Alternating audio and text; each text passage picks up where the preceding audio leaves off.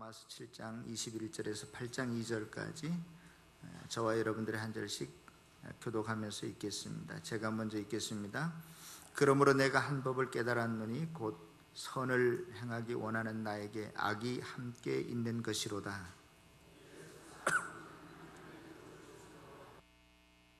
내 지체 속에서 한 다른 법이 내 마음의 법과 싸워 내 지체 속에 있는 죄의 법으로 나를 사로잡는 것을 보는도다.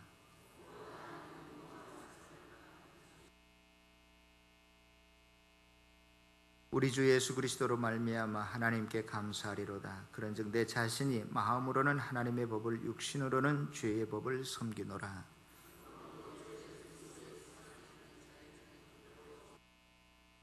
우리 다 같이 2절 읽겠습니다. 시작. 이는 그리스도 예수 안에 있는 생명의 성령의 법이 죄와 사망의 법에서 너를 해방하였습니다.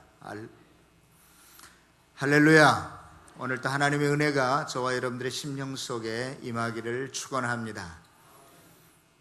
우리 주위에 계신 분들하고 한번 다시 인사 한번 할까요? 반갑습니다. 사랑합니다. 안녕하십니까? 사랑합니다. 반갑습니다.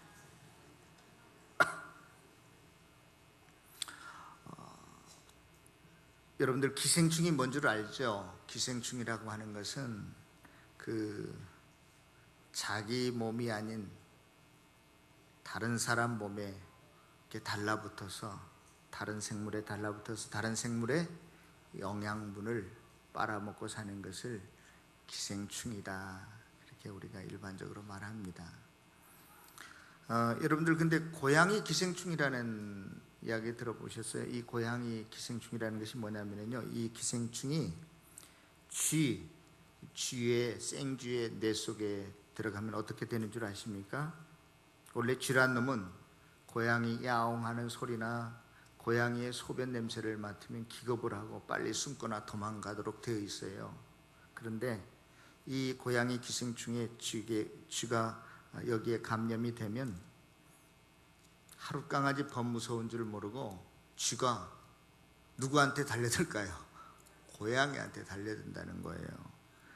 그래서 저는 그 이야기를 듣고, 야, 이거 북한의 김정은이니까 자기 병사들한테 이 바이러스나 기생충을 주입해서 남한을 공격하면 어떨까 하고 겁이 덜컥 나더라고요. 창형흑충이라는 기생충도 있어요. 이 기생충은 어떤 기생충이냐면요, 그러니까 종숙주, 최종숙주라고도 이야기하는데, 숙주라고 하는 것은 기생하는 대상 생물을 숙주라고 하는데, 발생 단계에 따라서 또 다른 숙주를 필요로 하는 그런 것인데요. 하여간 몰라도 돼요.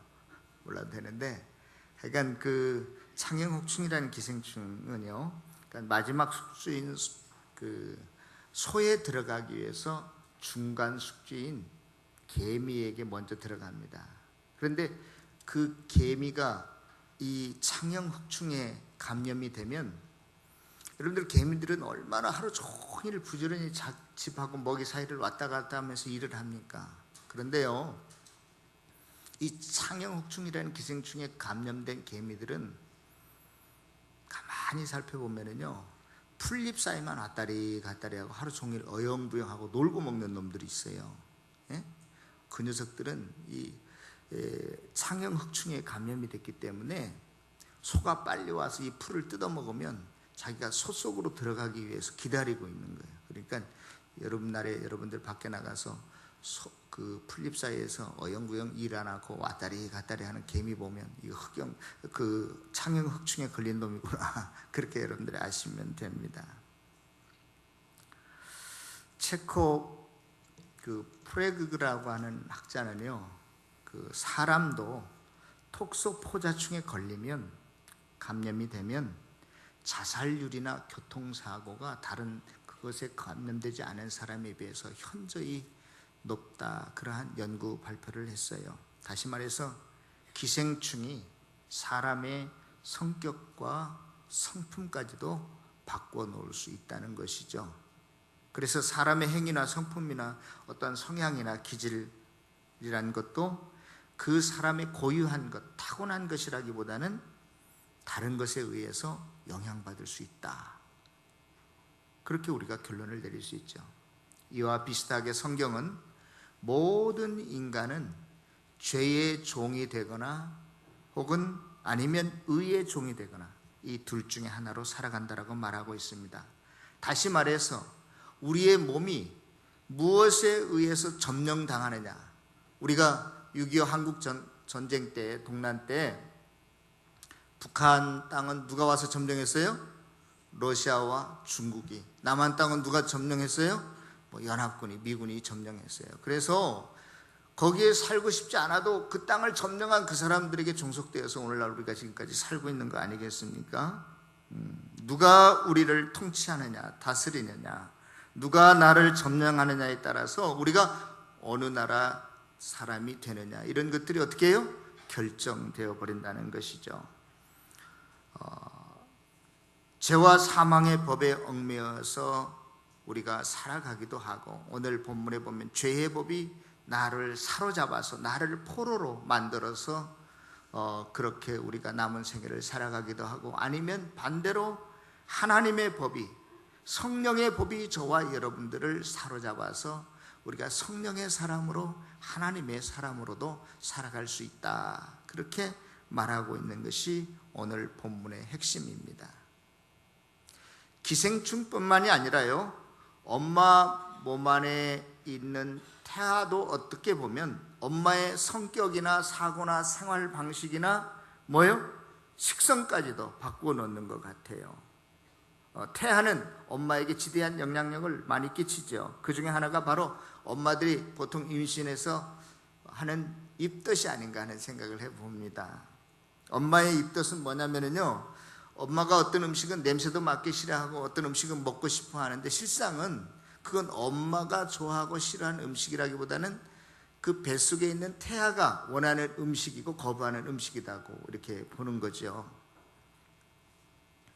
이처럼 저와 여러분들도 우리 안에 무엇이 들어있느냐에 따라서, 무엇으로 우리 안을 채우느냐에 따라서 똑같은 유리병 안에 약을 넣으면 약병이 되고 독을 넣으면 독병이 되듯이 우리의 신분이 결정이 되고, 우리 안에 무엇을 넣느냐에 따라서, 무엇을 채우느냐에 따라서 우리의 미래가 하늘과 땅처럼 차이가 난다는 사실을 아시기 바랍니다. 그래서 성경에 보면 인간이 무엇인가를 설명할 때, 오늘 본문을 읽지는 않았지만 오늘 본문 앞에 인간을 설명할 때 몇 가지 중요한 단어를 들어서 설명합니다. 이제 그 중에 하나가 육이라고 하는 단어예요. 사르크라고 하는 헬라어 단어인데, 이 사르크, 육이라고 하는 것은 하나님께로부터 나오지 아니한 다른 것으로 자기를 채우는 것이에요. 그러니까 영의 개념과 정반대의 개념으로서 하나님과 반대되는 속성을 가지고 있어요, 육이라고 하는 것은. 또 인간을 설명할 때 육적인 요소뿐만이 아니라 무슨 요소가 있어요? 영을 이야기하고 있어요. 이 영이라고 하는 단어는 푸누마라고 하는 단어인데, 이 영이라고 하는 단어는, 아까는 육이라고 하는 것은 하나님께로부터 오지 않은 것이라고 했는데, 이것은 영은 뭐예요? 하나님께로부터 온 것이에요.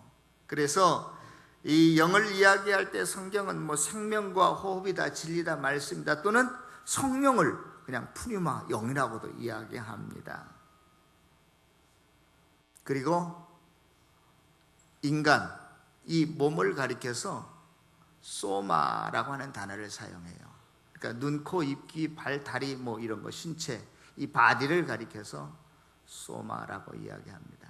그래서 이 소마는 무슨 육처럼 악한 것도 아니고 영처럼 선한 것도 아니고 중립적인 성격을 가지고 뛰고 있어요. 그래서 인간이라고 하는 것은 그릇과 같은 이 소마, 몸 안에 육, 하나님으로부터 오지 않은 것으로도 채워질 수 있고, 뭘로도 채워질 수 있어요? 영으로도 채워질 수 있어요. 만일 소마 안에, 우리 몸 안에 육으로 하나님의 것이 아닌 것으로 채워진다면 인간은 죄에 팔린 상태요, 죄의 법에 사로잡힌 상태요, 죄가 왕노릇하는 상태요, 아담 안에 거하고 있는 상태요, 육에 속한 사람이다 라고 오늘 본문은 말하고 있어요. 반대로 우리의 소마, 몸 안에 영으로 채워진다면 그 사람은 바로 믿음의 사람이요, 하나님의 법을 즐거워하는 사람이요, 죄와 사망의 법에서 해방된 사람이요, 예수 그리스도 안에 있는 자다. 결국은 그는 하나님의 나라를 상속받을 자다. 그렇게 말하고 있습니다. 그런데요, 우리가 예수를 믿기 전에는, 예수를 우리 안에 영접하고 모셔드리기 전에는 우리 모두가 다 어디에 속한 사람이었어요? 육에 속한 사람이었어요. 다시 말해서 우리가 과거에는 죄 안에 팔렸었고 죄가 우리의 왕노릇을 했어요. 그래서 우리는 무엇에 능한 자, 달인인 줄 아십니까? 죄짓기에 능한 자요, 죄짓기에 달인들이었어요. 다. 그래서 성경에 보니까 육에 속한 사람은 목구멍은 뭐라고요? 열린 무덤이요. 또 뭐요? 입술은 독사에 독이 가득하고, 혀는 속임을 일삼고, 입은 저주와 악독이 가득하고, 발은 피 흘리는데 빠르고. 그래서 이 세상에는 의인이 없나니 하나도 없다라고 성경은 말하고 있는 것입니다. 그런데 심지어 과거에는 그렇다 할지라도 예수를 믿은 후에도 우리의 몸 쏘마는 말이에요, 죄에 아주 취약하다는 사실을 알아야 돼요. 과거에 죄 짓는 게 우리의 몸에 배어 있기 때문에 죄 안 짓고 사는 것보다도, 예수를 믿는데도 불구하고 죄 짓고 사는 게 훨씬 편해요, 안 편해요? 좋아요, 안 좋아요? 대답들이 없네. 나는 좋은데. 우리가 예수를 영접하고 예수를 믿고 난 후에도 죄 짓는 게 훨씬 더 편하다니까요. 그게 우리가 과거의 삶의 틀이었기 때문에, 제가 말씀드렸잖아요. 북한에 있는 사람들이 남한으로 탈북해도 다른 거 변하지 않아요. 단 한 가지만 변한다고 그랬어요. 소속이 변해요. 내가 옛날에는 김정은에게 다스림을 받고 통치를 받고 살았지만 이제는 남한 정부의 통치와 다스림을 받겠습니다. 이거 한 가지 변한 것이지, 말씨도 북한 말씨 그대로 쓰죠. 남한 생활하다 보면 왜 이렇게 사회주의 북한은 좋은데 남한은 이렇게 개판 엉망이냐, 이런 말도 하고요. 그렇습니다. 그게 쉽게 변하는 게 아니에요. 저와 여러분들도 예수를 믿었어도, 예수를 믿고 있어도 죄 짓는 게 더 우리의 몸 자체가 익숙해 있기 때문에 그것이 더 우리가 편합니다. 제가요, 언젠가 한번 우리 권사님들을 태우고 신방을 갔거든요. 내 차에 가득 채우고 신방을 가는데 누가 팍 하고 튀어나왔어요. 그래서 내 입에서 이쌍 이런 말이 나왔다. 죄 짓는 거 이런 게 아주 본능적이. 그다음부터 제가 우리 권사님들 태우기가 좀 겁나요. 나도 모르게 막 나온다니까요, 그런 것들이.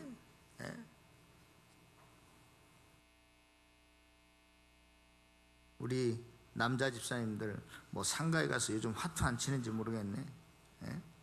화투 치고 말이야. 이렇게 또 여름이 되면 시원한 맥주도 한 잔 마시고 싶고 말이야. 이 생각이 나는 거예요, 자꾸. 온갖 추악한 더러운 죄와 탐욕과 사기, 시린, 시기, 분쟁, 교만, 이런 것들이 아직도 우리들의 마음에 있어요, 없어요? 가득합니다. 있는 정도가 아니에요. 좀 학생들 기말고사 끝났는데 컨닝 했는지 안 했는지 모르겠어. 옆 사람 컨닝 한다고 나도 따라서 이렇게 컨닝하고. 저절로 된다니까. 안 하려고 해도, 야, 내가 예수 믿으니까 오늘 기도하고 시험 시작해야지. 그렇게 기도까지 해놓고 나도 모르게 목이 이렇게 돌아간다니까. 이게 저와 여러분들의 모습이에요. 본래의 모습이에요. 과거 이스라엘 백성들이 430년 동안 애굽의 노예 생활을 했거든요. 그러니 거기에서 우리가 일제 36년 만에 해방됐어도 얼마나 좋아했습니까? 그런데 430년 만에 도저히 자기네들의 힘으로는 스스로 해방할 수 없는 상태에서 해방이 됐어요. 홍해를 건넜어요. 얼마나 좋았겠어. 그런데 며칠 안 가서 뭐라 그런 줄 아세요? 모세한테, 애굽에서 끌고 나온 모세에게, 우리 다시 애굽으로 돌아가자. 과거가 도리어 더 좋았다. 그래도 우리 거기에서 살 때는 비록 노예였지만 그래도 부스럭이라도 가끔가다 고기라도 한 점씩 얻어먹고 부추도 먹고 마늘도 먹었는데 우리 광야에 나와가서 완전 이게 뭐냐 빈털터리가 돼가지고 차라리 우리 노예 생활로 돌아가자. 애굽으로 돌아가자고 한 이야기가 한두 번이 아닙니다. 430년 동안의 그런 노예 생활의 근성이 아직 남아 있어요.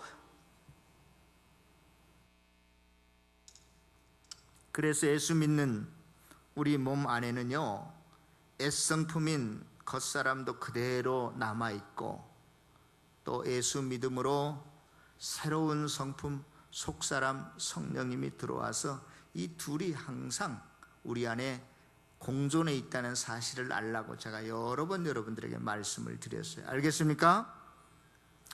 제가요 예전에 우리나라에 반지의 제왕이라는 그 영화가 들어왔어요. 뭐 너도 나도 다 본다고 그러길래 저도 한번 갔는데, 저는 그런 SF 이런 영화 싫어해서 그냥 졸다가 뭐 뜨다가 그렇게 무슨 내용인지를 잘 모르고 하여튼간에 봤습니다. 그런데 대충 그 내용은 그런 거예요. 죄의 상징인 그 영화의 내용을 보면 사우톤이라는 사람이 등장하는데, 그 사우톤이 뭐냐면은 그 사람들의 욕망, 욕심을 그 이용해서 얼마나 반지를 끼고 싶어 하는지를 잘 알아요. 그런데 그 반지를 끼기만 하면 완벽한 힘을 가지고 자기를 숨길 수 있는 능력자가 되기 때문에 하여간 누구든지 그 반지를 뺏어서 끼고 싶은 욕망을 주체할 수 없는 거예요. 그런데 문제는 그 반지를 끼게 되면 반지가 그 낀 주인을 파괴해버리고 맙니다. 그래도 그 반지를 사모하는 사람, 그 끼고 싶어하는 그 골룸반이라는 괴물로 날마다 변해가는 것 같처럼 우리도 죄, 율법, 정죄하는 것, 이 땅의 것들을요 좋아해요. 죽을 줄 알면서도 그것을 또다시 찾고 붙들어요.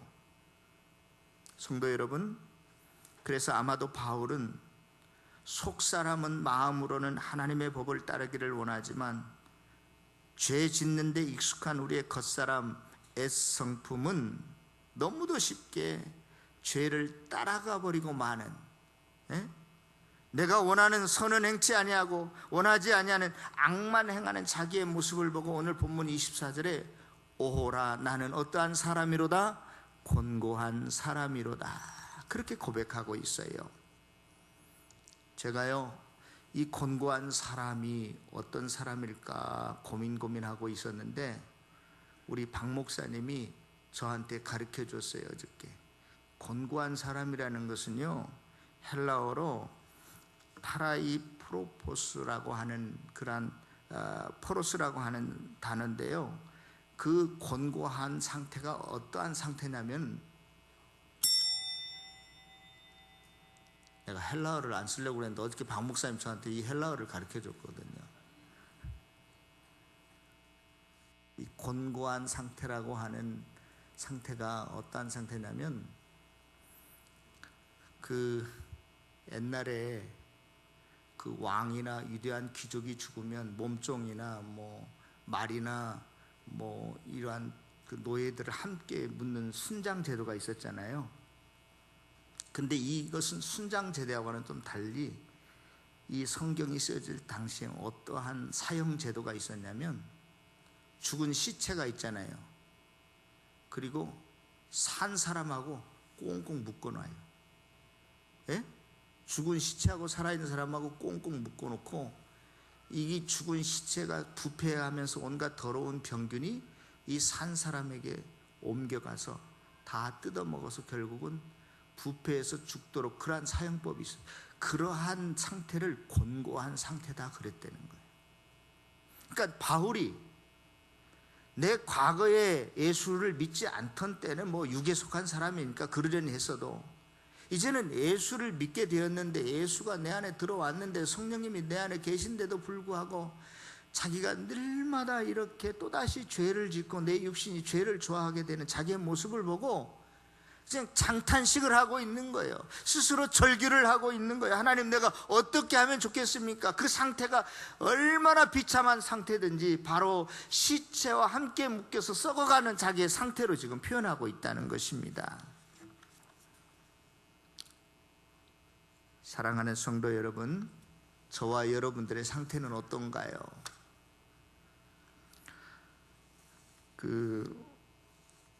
24절 우리 다 같이 다시 한번 읽어볼까요? 24절 시작.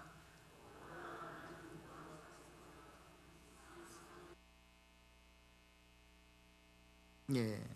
그래서 이 고백에 대해서 여기에서 나라고 하는 사람이 바로 이 로마서를 기록한 바울이다라고 그렇게 주장하는 사람도 있지만, 그런데요, 또 다른 견해도 있어요.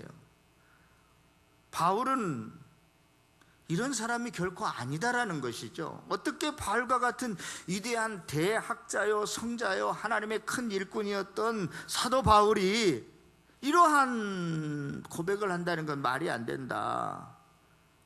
지금까지 사도 바울이 지금 로마서 7장까지 쓰면서 복음이라고 하는 것은 이런 것이고, 우리가 믿음으로 말미암아 십자가와 연합되었고 부활과 연합되었고 우리의 믿음의 조상인 아브라함이 이렇고 얼마나 잘 설명했는데, 이러한 위대한 학자가 특히 다른 서신서에 보면 감옥 안에서도 너희들이 기쁨으로 살아라, 감사하면서 살아라, 이렇게 말을 한 사도 바울이 어떻게 이러한 고백을 할 수 있겠는가? 사도 바울이 아닐 거다 이렇게 말하는 학자들도 있어요.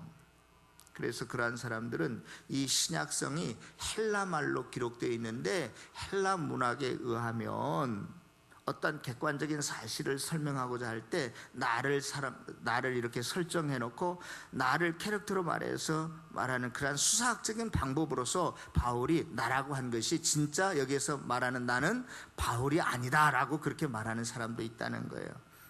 그래서 여기에서 말하는 오호라 나는 곤고한 사람이다, 이 말은 다시 말해서 예수 안에 있는 사람이 예수 밖에 있는 사람, 예수를 모르는 사람을 의미하는 것이다. 그래서 예수 모르는 사람들은 이렇게 날마다 비참한 상태에 떨어지는 것을 말한다, 그렇게 주장하는 사람도 있습니다. 아무튼요, 오늘 본문 24절에서 나라고 하는 인물이 바울 자신의 실제 고백이든지, 또 바울이 자기 자신을 객관화시켜서 예수 밖에 있는 모든 자를 의미하는 것인지, 또 어떤 문맥을 따져보면 그 행위 율법으로 구원 얻을 수 있다고 주장했던 그 유대인들의 고백이든지 간에 이 모든 사람들의 번민과 탄식과 절규라고 할 수 있는 이 문제들, 죽은 시체에 묶여 함께 죽어가는 것 같은 상태에 있는 인간들을 어떻게 그들의 문제를 해결할 수 있는가? 우리 오늘 8장 1절 2절 다 함께 한번 읽어보도록 하겠습니다. 시작. 그러므로 이제 그리스도 예수 안에 있는 자에게는 결코 정죄함이 없나니, 이는 그리스도 예수 안에 있는 생명의 성령의 법이 죄와 사망의 법에서 너를 해방하였습니다. 예수를 안 믿는 사람, 육신에 거하는 사람이 시체와 함께 썩어가는 것이든지, 혹은 예수를 믿었어도 역시 죄의 풍습이 남아있어서 그러한 곤고한 사람을 살든지, 율법으로 행함으로 선하게 의롭게 되려고 노력하는 사람이 더 자기가 절망하고 할 수 없다는 것을 깨닫고 자기가 곤고한 사람이든지 곤고한 사람이라고 고백하든지 상관없이 이 모든 문제를 해결할 수 있는 것은 너희가 어디 안에 있을 때? 예수 안에 있을 때 너희들에게 결코 정죄함이, 죽음이, 심판이, 사망이 이르지 아니한다. 너희들에게 그러한 것이 없을 것이다. 성령의 법이 너희의 모든 번민과 탄식과 절규에서 해방하느니라. 할렐루야.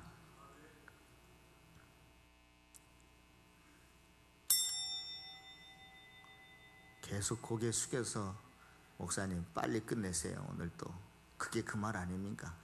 그렇게 하실런지 모르겠는데 빨리 끝낼게요.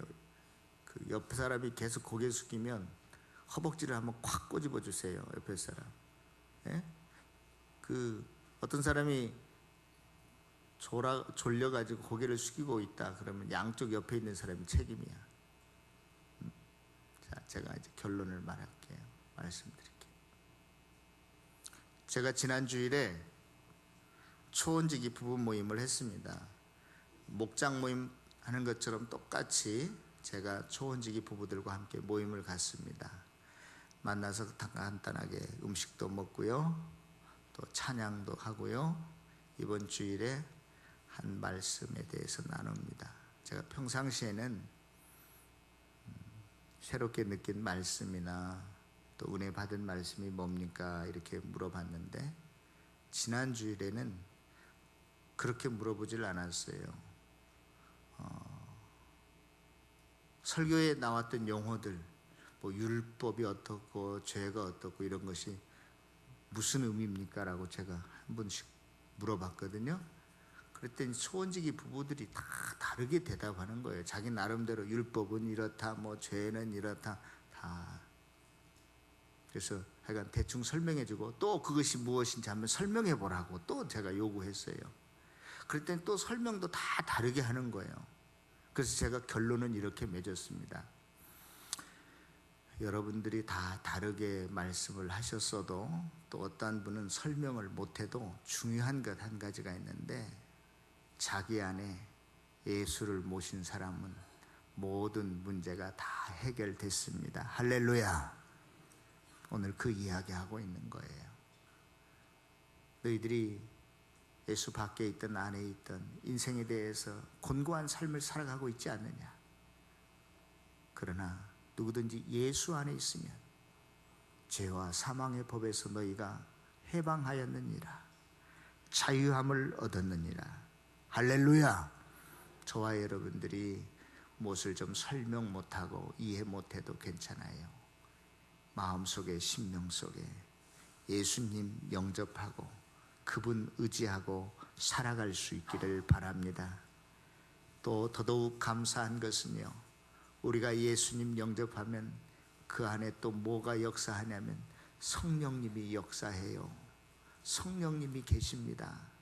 그래서 성령의 법이 너와 여러분들을 해방할, 성령님이 계시면 너희들이 그러한 삶의 힘듦과 어려움 속에서도 위로를 받고 소망을 얻고 인내할 수 있고 또 세상이 주는 평안이 아니라 하늘이 주는 평화를 너희들이 얻으며 살아갈 수 있다.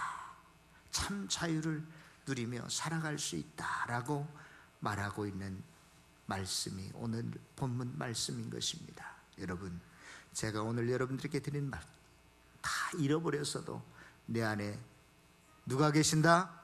예수님이 계신다. 성령님이 계신다. 이 사실을 꼭 간직하고 여러분들이 곤고할 때마다 힘들고 어려울 때마다 내 안에 계신 그분을 의지하고 그분의 위로를 받고 인도함을 받고 남은 평생을 살아가는 저와 여러분들이 다 되어주시기를 주님의 이름으로 축원합니다. 기도하겠습니다.